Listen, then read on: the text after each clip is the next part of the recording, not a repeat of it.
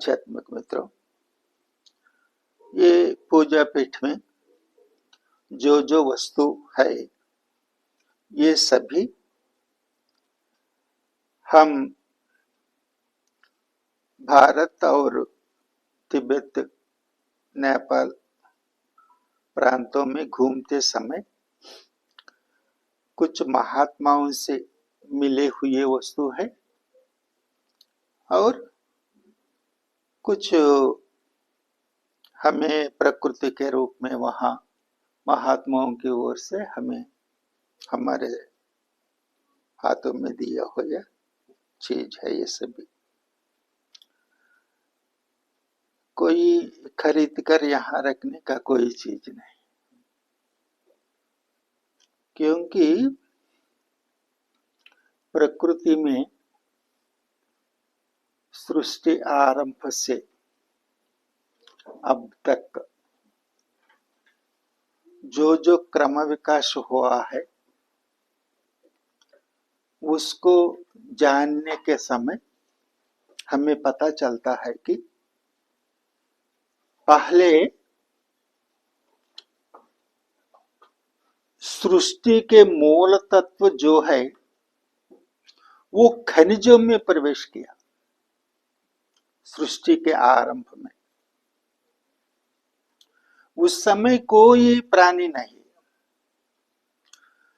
जब ये खनिजों में प्रवेश हुए, वो सृष्टि के मूल तत्व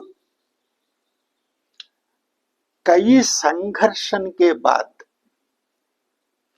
अपने पदार्थ परिमितियों को परे होकर ये प्राणियों में प्रवेश, ये वृक्षों में प्रवेश किया। वृक्षों में हम कुछ जीव दिखाई देता है, खनिजों में नहीं दिखाई देगा। लेकिन वृक्षों से अपने पदार्थ परिमितियों को ऊपर चढ़कर वो प्राणियों में और पक्षियों में और जानवरों में अंतिम रूप में मानव का रूप धारण लिया। इसीलिए हर एक पिंड पदार्थ सृष्टि के मूल तत्व से जुड़े हैं। इसीलिए हम स्वयं भूलिंग और ये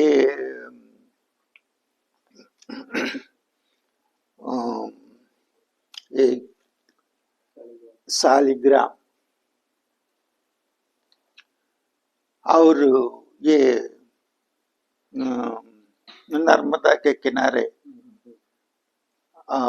बाणलिंग आदि आदि का इतना महत्व इसीलिए है। मैं एक बार गंगोत्री गया था। गंगोत्री से गोमुख कम से कम 20 किलोमीटर आसपास का दूर में है।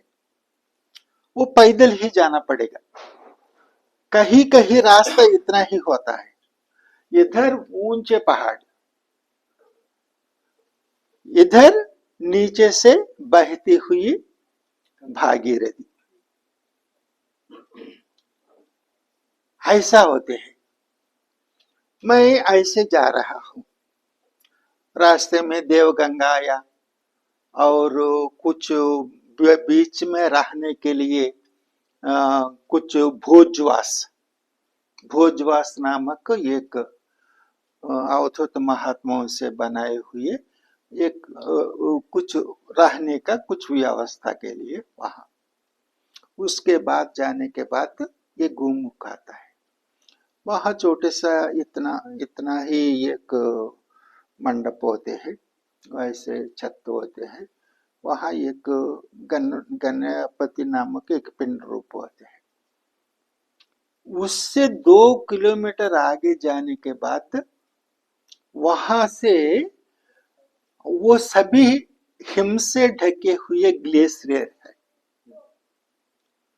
उस ग्लेशियरों के अंदर से पानी आता है।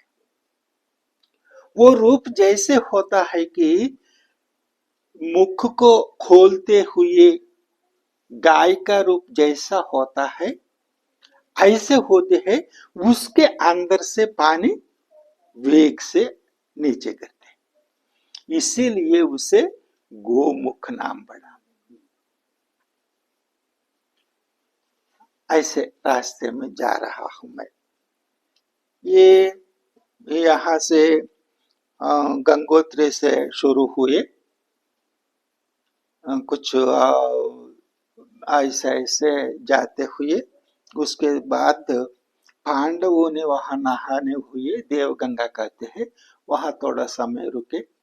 उसके आसपास ही वशिष्ठ गुफा नामक एक गुफा है, कई वशिष्ठ गुफा कई है वहां, वहां एक गुफा है, वहां भी बारकर भोजवास में थोड़ा प्रसाद मिलता है, वहां को थोड़ा आराम लिए। वहां उसके बाद वहां जाते समय हिम से ढके हुए पहाड़ से पानी का जो छोटे सा स्रोत, वो बहुत वेग से आता है, वो पानी ऊपर से आ रहा है, वो आकर वहां से फिर अंदर जाकर फिर गंगा की ओर वो जाते हैं। मैं वहां नहाने का मन में इच्छा हुई। ये नहाना है आत्महत्या सादृश है वहां,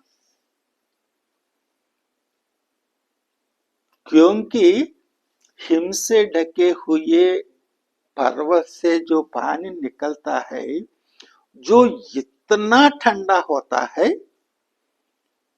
एक चाकू से हमारे शरीर को काटने से जैसे हो रहा है उतना जलन होता है उसमें। अगर हम बाहर ना निकलकर पानी में कदम रखे तो ये स्पर्श हो जाता है,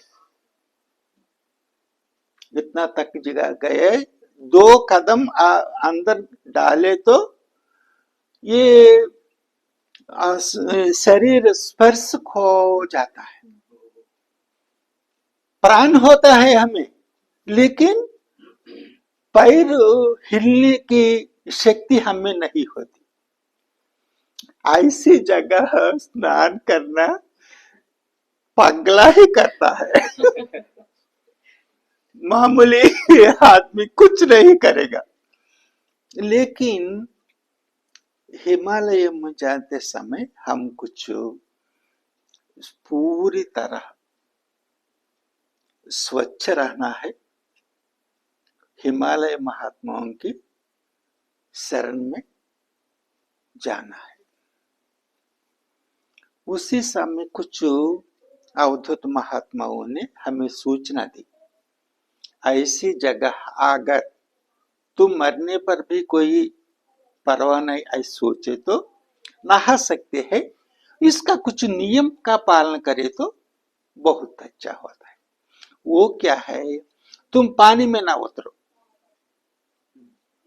क्योंकि वो वेग से आता है, इतना ही जो झील आता है, ये ज्यादा वो भारी नहीं, लेकिन बहुत वेग से आता है, वो ऊपर से आते हैं ना, वो पानी के साथ पत्थर भी, इतना इतना पत्थर भी आते हैं, वो टकराते हैं। हम बाइक ऊपर देखते रहना, नहीं तो वहां से कुछ पत्थर हम पर भी गिरता है, उतने दूर से इतना पत्थर गिरे तो हम मर भी सकते हैं, ऐसा होता है। मैं ऐसा, उस महात्मा ने कहा तुम पानी में मत उतरो, वहां कोई ये पानी पीने का कोई चीज हो तो आपके पास क्या करना है, पहले थोड़ा पानी लेना है, उससे लेकर पहले सहस्रार को ऐसे पानी छिड़कना, उसके बाद मेरुदंड को, यहां से पानी जाने से ऐसे मेरुदंड से नीचे आता है, इससे क्या होता है, सहस्रार और शिखा मेरुदंड प्रांतों के शक्ति केंद्र जागृत होते हैं।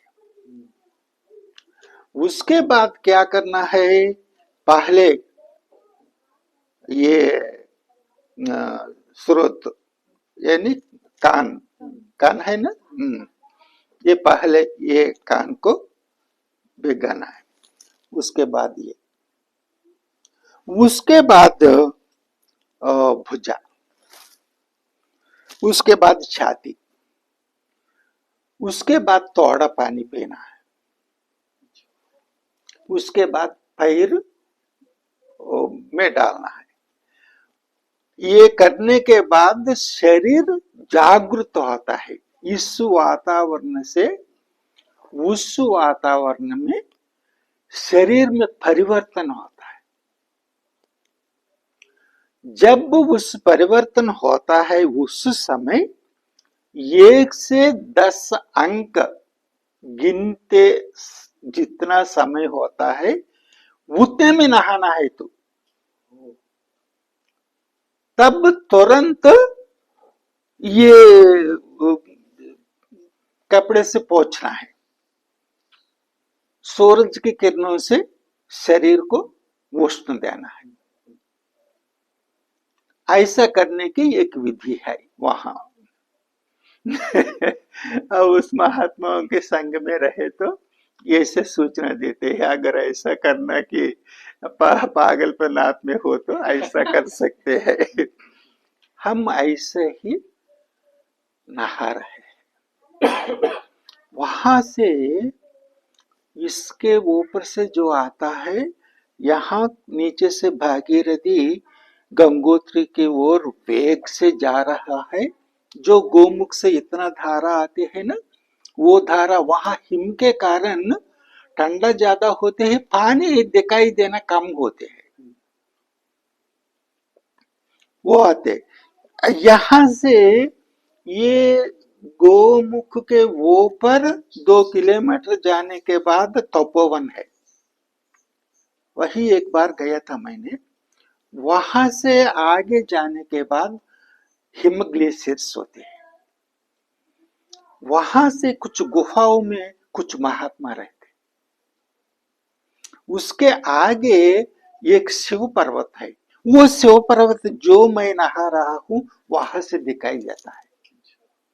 ये ऐसे पर्वत ऐसे होते हैं, इसके बीच से वो शिव पर्वत हिम का रूप धारण करने वाले शिव जैसा दिखाई देता है। मैंने उसको ये स्नान पूरा हो गया, इन सभी को देखकर सूरज को और वो हिम शिव को भागीरथी को नमस्कार करने के लिए कुछ पानी अपने हाथ में ले लिया। पानी के साथ एक पत्थर आया। मैंने हमारे मैदान प्रांतों के लिए बहुत नियम रखते हैं हम, क्योंकि यहाँ माया प्रपंच है। यहाँ रहने के लिए कुछ नियम बनना जरूरी है, इसीलिए यहाँ नियम पालन करते हैं, वहां उसकी जरूरत नहीं। मैंने ये गलत समझकर वो पत्थर को छोड़ दिया। फिर ले रहे हैं, तब ये हमारे हाथ में आया।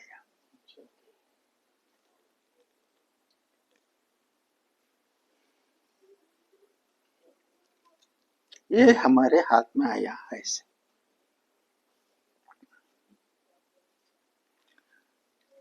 ये जैसा होता है, ये आया। मैं ये भी छोड़ने की चेष्टा कर रहा हूं, तब ये कहावत सुनाई पड़ी हमें, हिमालय के प्रसाद को छोड़ना मत। मैंने ऐसे ही पकड़कर उधर देखा, ये कावतुत महात्मा वहां खड़ा हुआ है। उसको देखते ही हमने तुरंत ये पकड़कर सूरज को और शिव पर्वत को नमस्कार करके उनके पास आकर बैठ गया। उस महात्माओं ने ये देखकर हमको कुछ सूचनाएं दी। वो कहा, तू कैलाश मानस सरोवर की यात्रा करोगे।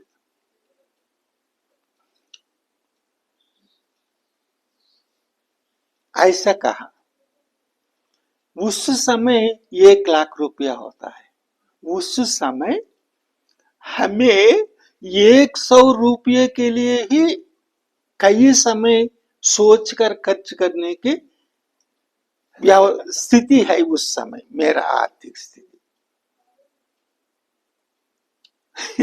मैंने ये महात्मा कह रहा है कोई होगा, उसका कोई देख, ये महात्मा जो कहे वो आएगा, ऐसे भ्रम हमें में होते हैं ना।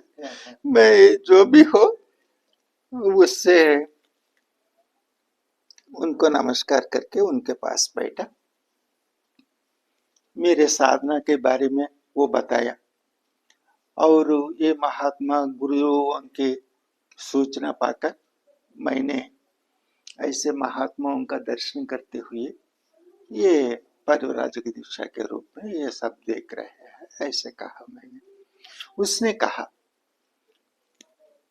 जो गुरु की सूचना से ऐसे काम करने वालों को हर कामना पूरा होता है। पैसे के बारे में मत सोचना, तुम अवश्य ऐसा करोगे। ऐसे कुछ सूचनाएं दी। उसके ठीक 4 साल बाद मैंने कैलाश मानसरोवर का गया था और यहाँ दार्चिन से यमद्वार को पार करके देहराफुक की ओर जाते समय, उस समय अच्छा सूरज का अच्छा प्रकाश है। उस प्रांत का हिम गल गया। उस समय रूप उसके रूप सेम इसी है, कैलाश पर्वत ऐसा है। देख लिया, आपको भी दिखाई देगा इसमें। जहां ये सफेद का जो रेखा ये है ना, वहां हिम नहीं गला, नहीं, ऐसा ही रहा। उसी को देखकर वो महात्मा ने ये सब बनाया, समय भी बताया। लेकिन हमें बचपन से ही एक नियम है, खर्च के रूप में कोई पैसा लेकर उससे कोई धार्मिक कार्य नहीं करता हूं मैं। बचपन से ही हमारे माता पिता से ये नियम है, हमें कर्ज मत लेना, तुम जितने हो उतने भी जीना चाहिए। ऐसे ये उससे हमें हिमालय महात्माओं की वाणी पर पूरी कितनी शक्ति है पता है। वो मैं ऐसे कोई कहे तो मैं नहीं, उसका विश्वास नहीं करूंगा। वो ये हमारा स्वभाव है। हमको देश के प्रेम है, देश की रक्षा करने वालों को, देश के लिए जो अपने बलिदान देने वाले महात्माओं को ही मैं पूछता हूँ। ये भगवान हो, कोई हो, इसके सिवा उनको ही ज्यादा महत्व देता हूँ मैं। लेकिन वो अपने ओर ऐसे ऐसे कुछ चमत्कार दिखाकर अपने ओर ले गए। उसके बाद मैं जहां कैलाश मानसरोवर में स्नान किया, वो भी गुरु पूर्णिमा के समय उसी प्रांत में है, मानस खंड में। उसके अगले दिन ये मानधाता पहाड़ की ओर से आते हुए जल के सामने नहाया, पहले कुछ प्रोक्षण किया। उसके बाद वहां गया, वहां एक आश्रम में हमको रात को रहने की व्यवस्था कर दिया गया। ये ये कोट्रेक वाले, नेपाल के ये कोट्रेक अच्छी व्यवस्था करता है। बाकी ये एजेंसी से ये कुछ ज्यादा पैसा लेते थोड़ा, लेकिन अच्छी व्यवस्था करते हैं। ये रक्षा के लिए कुछ लोगों को हमारे बीच भेजते हैं। वहां गया, उसके बाद वहां मैंने नहाते समय वहां एक नियम होता है, हम कितने ये गायने पर भी इतना ही होते हैं, ये 100 किलोमीटर व्यासार्ध, ये कुछ ज्यादा भी हो सकता है, कुछ गड़ा भी हो सकता है। पानी पानी के हिम के गलने के अनुसार ही ये कुछ इधर उधर भी हो सकते हैं। वहां जाकर हम साष्टांग नमस्कार किया, हम उस अपने हाथ को ये लग गया।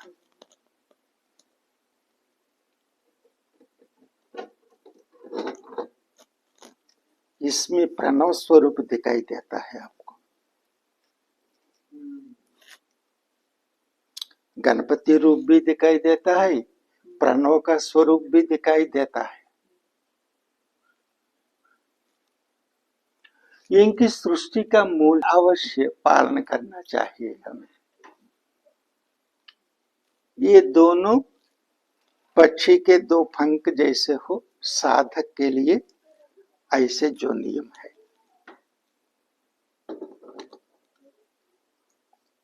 ऐसे बना दिया। ऐसे इसमें हर एक का अपने अपना महत्व होता है।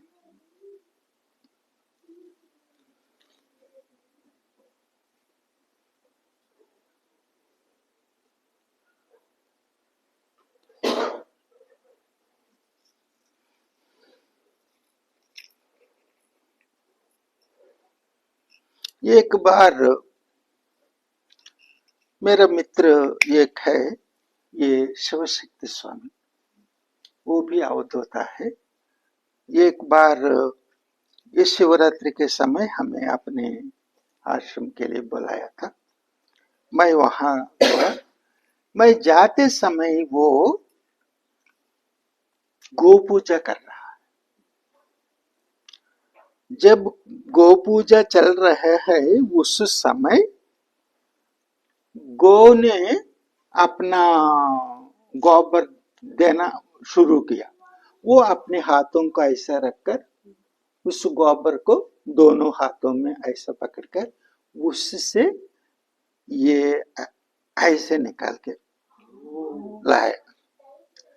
इसमें देखिए शिव का त्रिनेत्र होता है, शिव का त्रिनेत्र। वो भी उस समय हमें कुछ अनुष्ठान का ज्यादा अनुष्ठान करते थे उस समय। बाद में ये योग और ध्यान के लिए ये आतंक हो रहे हैं, अनुष्ठान ज्यादा होने समय का अभाव हो रहा है, इससे वो सब कुछ छोड़ दिया। ये गोदुग्ध से इसको अभिषेक करते थे उस समय हम।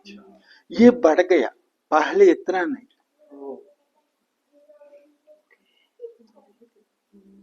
लेकिन उसके बाद हम इसकी चक्कर में पड़ रहा है, ये भी एक माया है। ऐसे सोचकर ये भी छोड़ दिया मैंने। ऐसा कितना देखे, ये देखना भी साक्षात ये स्वयंभू शिव होता है। यह ज्ञान नेत्र है। जब वो हमारे ज्ञान नेत्र खुलता है तभी हमें अतीत विषयों की जानकारी प्राप्त होना शुरू हो जाते हैं। अतीन्द्रिय मार्ग खोलने से हमारे अंदर के जो शक्ति के अंदर वाइब्रेट होता है, उसी प्रकार ऐसा भी होता है।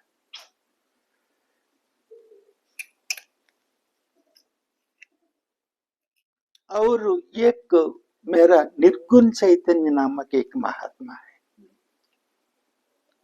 वो महात्मा वो भी शिवरात्रि के समय बुलाया हमें। उनका कई शिष्य है। मैंने शाम के समय वहां गया था। वो 40 हवन कुंड बनाकर वो उनके सभी शिष्य रेशमी कपड़े पहनकर नियम पूर्वक ये 40 होम गुंडों में ये हवन कर रहा है। कई प्रकार के हवन हो रहे हैं। ये गायत्री भी हो रहा है, मृत्युंजय मंत्र हो रहा है, ये पुरुष सूक्त, कई कई प्रकार के वेदोक्ता रहा है। मैं उन सभी को छोड़कर मैंने अपना मंत्र, गुरु से दिया हुआ मंत्र मैं मन में कर रहा हूं।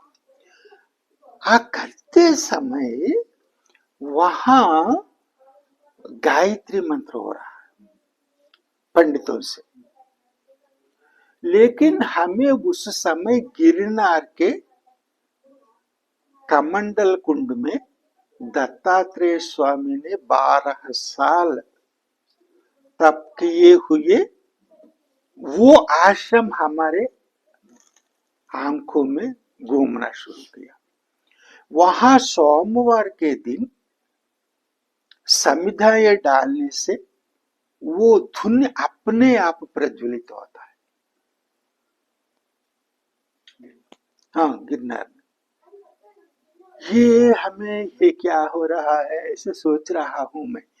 इतने में हमें ये पहले ही मैंने मामूली ये कपड़े का नियम नहीं रखता उस समय। हमारे शरीर में जो होता है वही, ये कोई नियम नहीं है ऐसे कपड़ा पहनना चाहिए, ऐसे कपड़ा, ये कोई उच्च नियम नहीं है। मैंने मामूली एक फाइजमा और एक उसके उसके नीचे बनाए हुए जो शराई कोई कहते हैं वो पहन कर गए। वो रेशमी कपड़े, ये धोती आदि पहनकर बैठे हैं। मैं कैसे कर सकता हूँ, मैं ऐसा नहीं बैठूंगा। ऐसा कहा, आपके लिए ये नियम नहीं लागू नहीं करेगा, आप बैठे कर करो। ऐसे कहने के कारण मैं ये कर रहा हूँ। उस समय मैंने जो देख रहा हूँ वो दत्तात्रेय भगवान के वो रूप सोमवार को उस जलते हुए ये कुंड में दत्तात्रेय का दर्शन होता है। रात के समय वहां नींद के लिए वहां रुके तो नींद तो नहीं आएगा, आपको जागृत स्थिति भी नहीं रहेगा। नींद भी नहीं, जागृत स्थिति भी नहीं, ये एक अतीत स्थिति हो जाएगा। दत्तात्रेय भगवान का कोई रूप आपको दर्शन होगा। ऐसे ये एक स्थिति में हो, उसी समय वो दौड़ते हुए मेरे पास आया।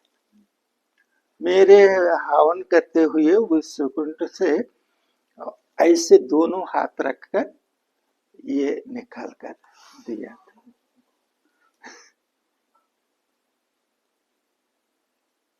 मैं ऐसे विश्वास ही नहीं करेंगे भाई। हमको विश्वास करने के ये हो रहा है या ये स्वयं ऐसे भी हो सकता है, ये भी पता नहीं है मैं। ऐसा कितना ये जितना महात्मा है ब्रह्म ज्ञान को, वो ऐसा मूढ़ व्यक्ति के उसके सामने भेजो। ये छोटे छोटे प्रश्नों से रमन महर्षि ने जो बताता है ये ब्रह्म ज्ञान के बारे में, उन उनके मुंह से वो वो ज्ञान ये प्रश्नों के रूप में उनसे बाहर आने की चेष्टा करता है।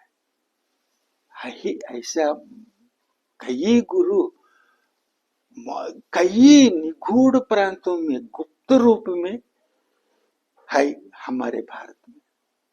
ऐसे हजारों महात्मा है हमारे भारत में। कुछ देशों में सारे देश में एक या दो महात्मा मिलते हैं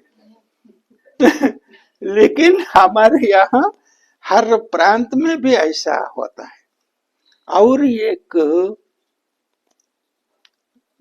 दत्त भक्त है वो, ये उसने दत्त तत्व के बारे में कहा रहा है। मैंने कोई कुछ प्रश्न पूछे, वो बता रहा है ऐसा कैसे हो रहा है, ये सात्विक रूप में ऐसे ऐसे कह रहा है। वो कैसे, मैंने कुछ विचित्र सा कुछ कोई प्रश्न पूछा उसे, तब उसने ये बिंदी लगाता है ना, ऐसा होता है दिखाई दे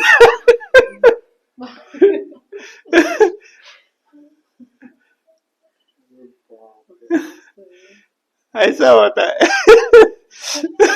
हमें ये बोलने की क्या हिम्मत हो जाएगा ऐसा हमें सच्चे दिल से अन्वेषण करने से कई महात्मा अपने संशय को वो मिटाते हैं। ऐसे वहां गिरनार ले गया ये दोनों को, ये पौध का ये अपने पास रख के ऊपर गया था। गिरनार के ऊपर मैं उस समय मैं बहुत कमजोर रहता हूँ। ये हमारे शरीर भी कई बीमारियों से रहते थे उस समय। कुछ दूर चलना भी हमें कष्ट होता था। वहां 10,000 सीढ़ियां चढ़कर जाना। हाँ, मैं चढ़ गया ये जब गिरनार में प्रवेश किया, वहां एक बैग हो तो वहां कुछ दुकान में रख लिया। वो ये मामूली ऐसे जा रहा है। वो 10 सीढ़ियां चढ़ गया, एक महात्मा आ रहा है। ये अपने लाठी हमें देकर, दत्ता ये ले लो, ऐसे कहा महात्मा ने दिया है, ऐसे सोच के मैंने ये पकड़कर जा रहा है। 100 या 200 सीढ़ियां चढ़ी, पानी बरसना शुरू हो गया, बूंद। ये मई का महीना है, बहुत गर्म। इस गर्मी में मैं कैसे चढ़ सकता हूँ, ऐसे सोच रहा हूं मैं। छोटे छोटे बूंद टपकने लगे। मैं क्या करे, रुक कर थोड़ा आराम करे, ऐसा सोच रहा हूँ। इतना भैरव आया,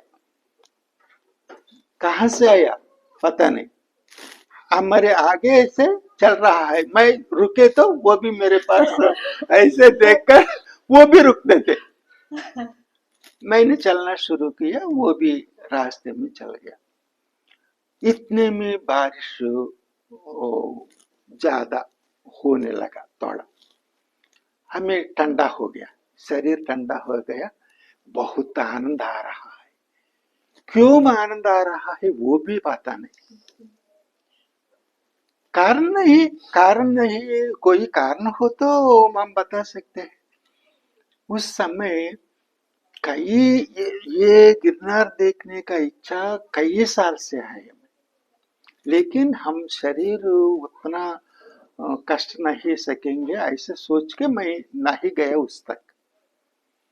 उसके बाद मैंने उस आनंद में मैंने इस कहा, क्या हमें परीक्षा देने आया है क्या तू? जा, ऐसे कहा, गायब हो गए। उसके बाद हमारे यहाँ कोई, ये मेरुदंड के यहाँ से नीचे तक एक झटका सा लगा।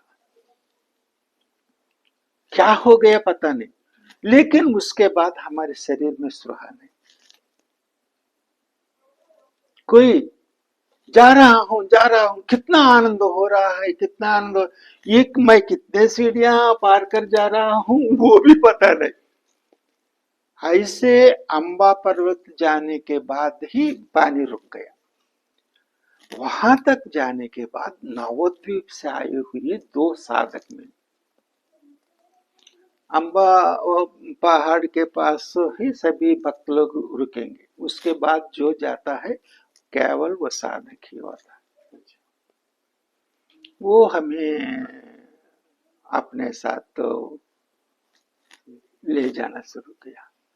मैंने कहीं किसी चित्र में दत्तात्रेय का विश्व रूप नहीं देखा।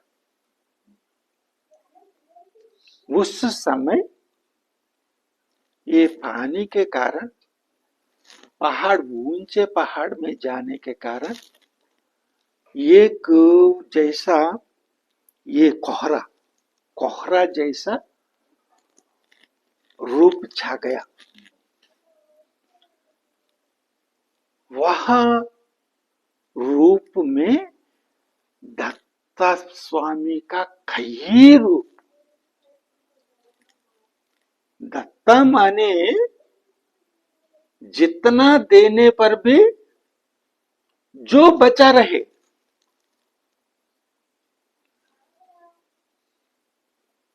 वो खत्म ही नहीं होगा, वही ब्रह्म ही है। ऐसा स्वभाव एक ही पदार्थ है, परब्रह्म।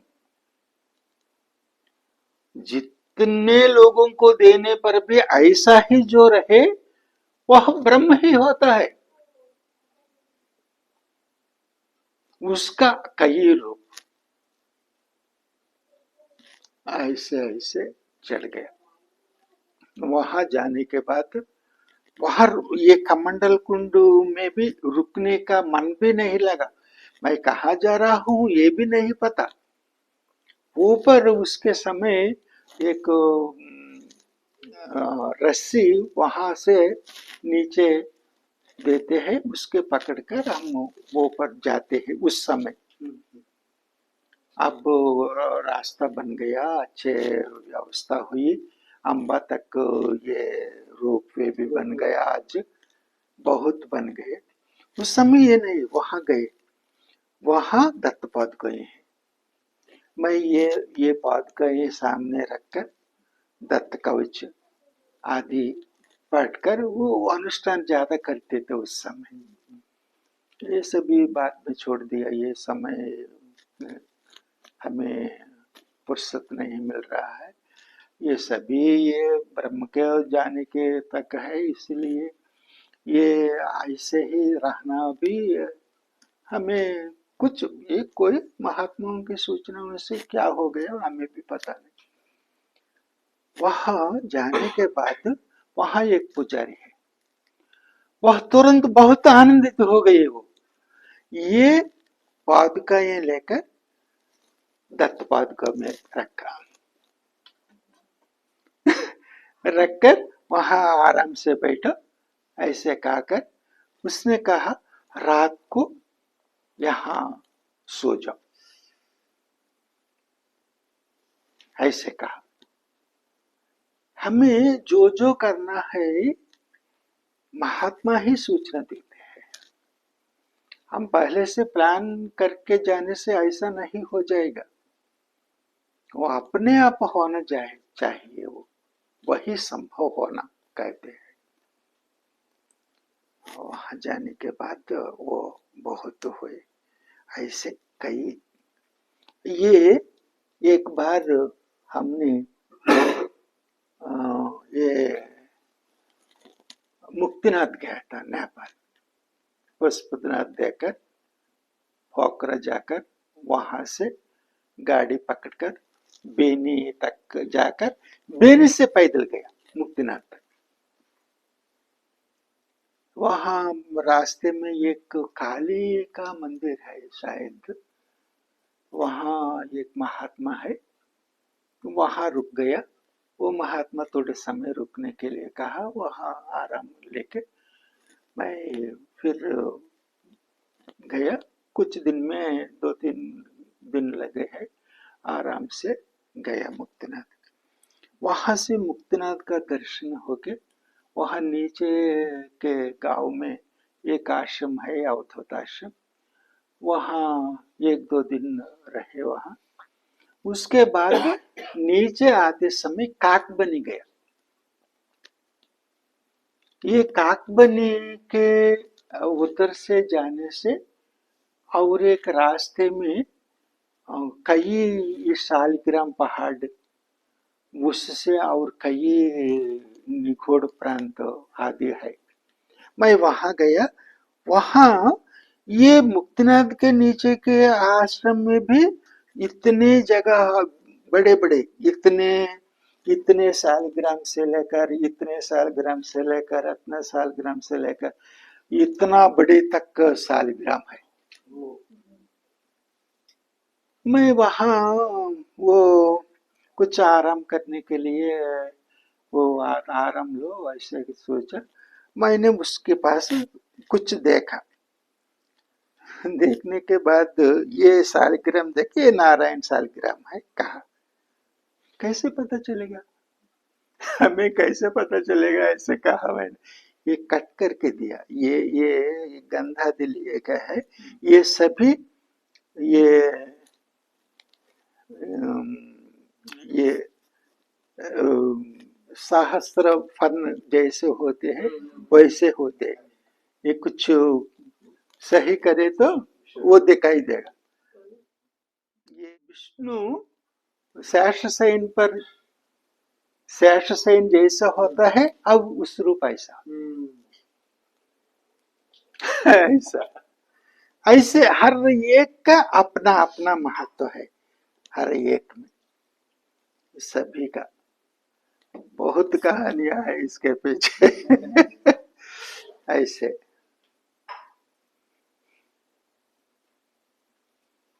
बहुत बड़ा शिवलिंग।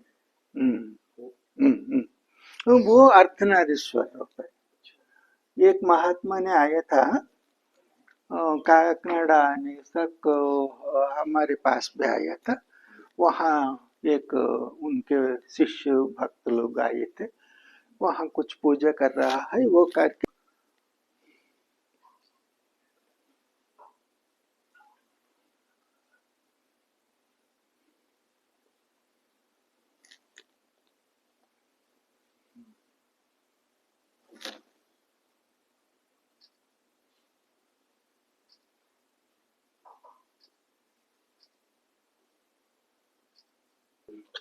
पता नहीं, लेकिन बाहर इधर एक रूप होता है, इधर एक रूप होता है, बीच में एक छाया रूप।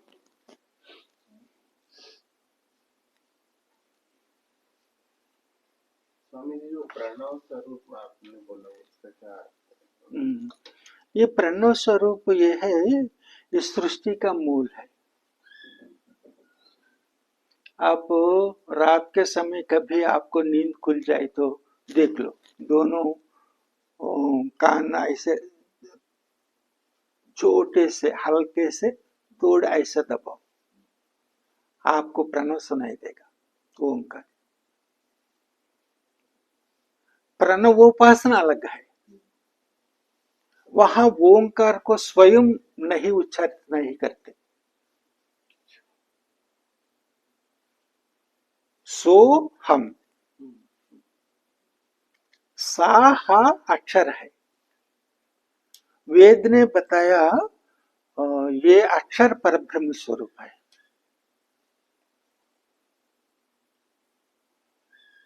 अक्षर में स्वर भी होते हैं, व्यंजन भी होते हैं। स्वर के अनुसार ही ये शब्द ऐसे ऐसे बनते हैं। सा हा अक्षर होता है, ये सा अक्षर होता है, ये साह ही अपने अहम है। वो अहम ही शिव है।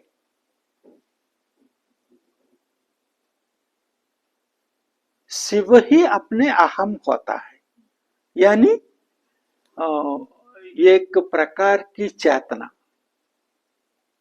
हम तेलुगु में एरुका कहते हैं। रात के समय आपको नींद खुल जाए तो तुम कौन है उस समय भी आपको नहीं पता चलेगा। नींद खुलने के तुरंत, लेकिन हम है, ये अनुभव होता है, वही एरुका, और कुछ नहीं होता। उसके बाद अपने साधक अपने आप को जानने का एक चमत्कार होता है।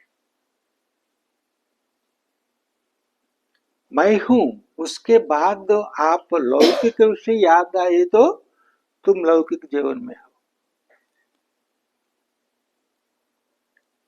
अगर तुम अलौकिक विषयों के बारे में आपका कोई चेतना, कोई दृश्य आदि आदि आए तो ये दृश्य भी कुछ पूरे नहीं, लेकिन एक ही रास्ते में आप कोई ऊपर नहीं चढ़ सकेगा ना।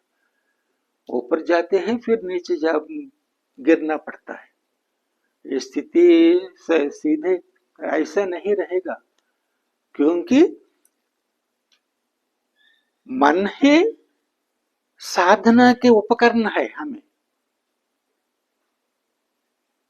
मन हमें साधना से दूर करने वाली चीज नहीं, लेकिन मन भी दो प्रकार होते हैं, एक परिष्कृत मन, दूसरा अपरिष्कृत मन।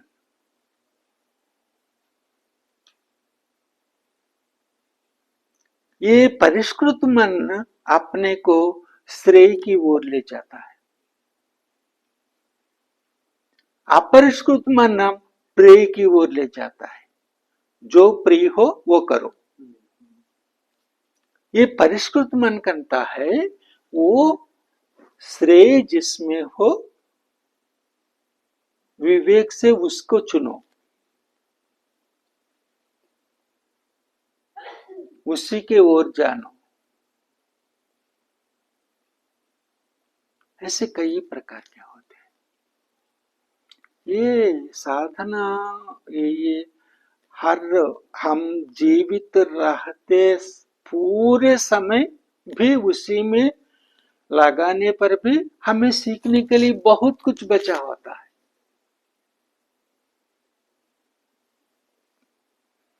हमें संतुष्ट नहीं होना चाहिए, इसीलिए कोई गुरु मानने के लिए कोई नहीं स्वीकार नहीं करते। अंतिम तक हम विद्यार्थी जैसे रहना है, छात्र जैसे रहना है। इसलिए साधक में हर एक को साधना ये अनेक होती है, एक साधना दूसरे से अलग होती है, होने पर भी लक्ष्य एक ही है। इसीलिए सभी एक ही रास्ते में जाने वाले मित्र।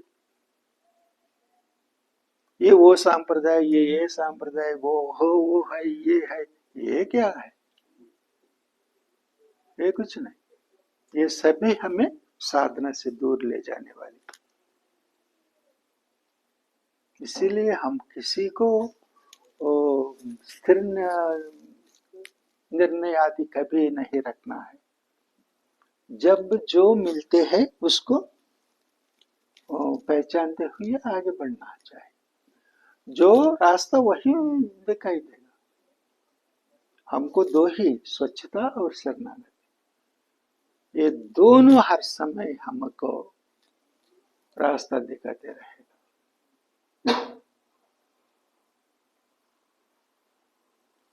हरि ओम।